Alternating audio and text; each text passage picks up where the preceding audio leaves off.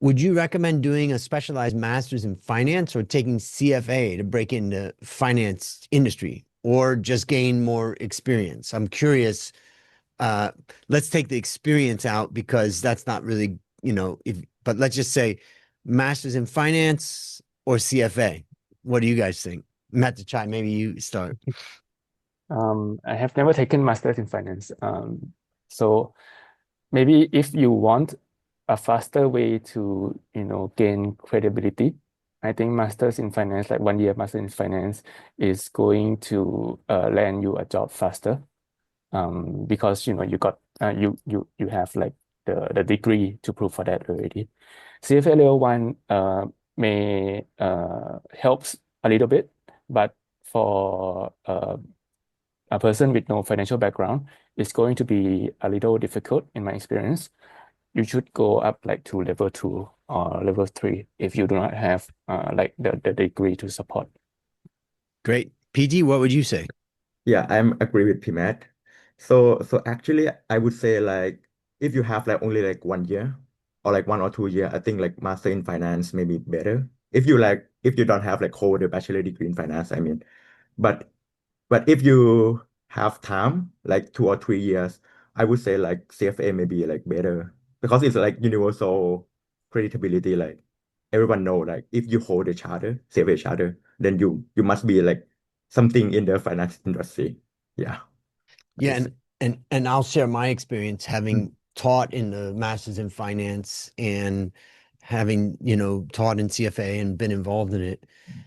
The problem about Masters in Finance is that sometimes it can get theoretical and Mhm. not practical. And so if you are a type of person that you really like quant, as an example, you like math, you like statistics, and you really want to learn that. I think Masters in Finance is a good place to go for that. You're not going to necessarily get that from CFA. CFA is about building a foundation for finance. And I have some friends that have studied CFA level one, not for the purposes of working in finance, but saying, I need to understand this good enough so that I can invest my own money and think about finance in relation to my future.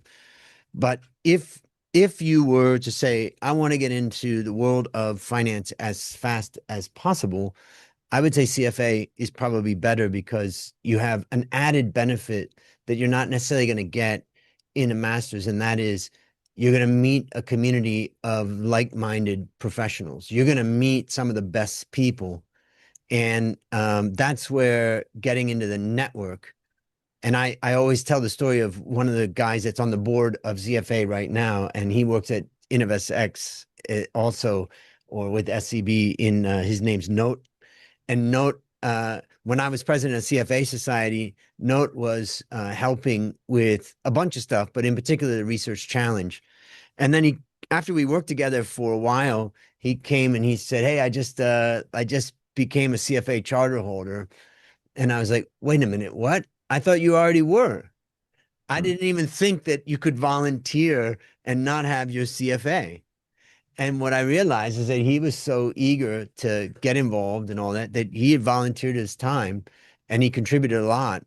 And what it shows is that, and that's why I say you can take it to an extreme and start just by signing up and becoming a candidate and then saying, I'm a candidate. And you can call CFA Society or go to the website and go, I want to sign up for an event.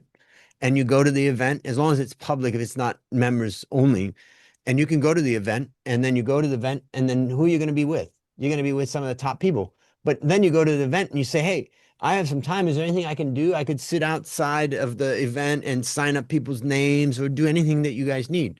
And then they'll say, oh, yeah, we need help. And so then you start helping, and next thing you know, you're with the president and the vice president of CFA Society because it's a voluntary society, right? So it's like we're all volunteering to run it, and next thing you know, you build all these great relationships. And then note a couple of months, maybe a year after that, he said, and maybe it was even at the time that he told me he got his CFA charter. He said, "I want to be on the board," and I was like, wow. And you know what?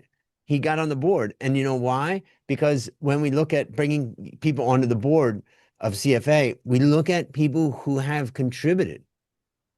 That's what we look at. Like, we don't need big name people on the board who never come and contribute. We need people who are willing to really contribute. And so that's a little bit of an insight there into the CFA kind of behind the scenes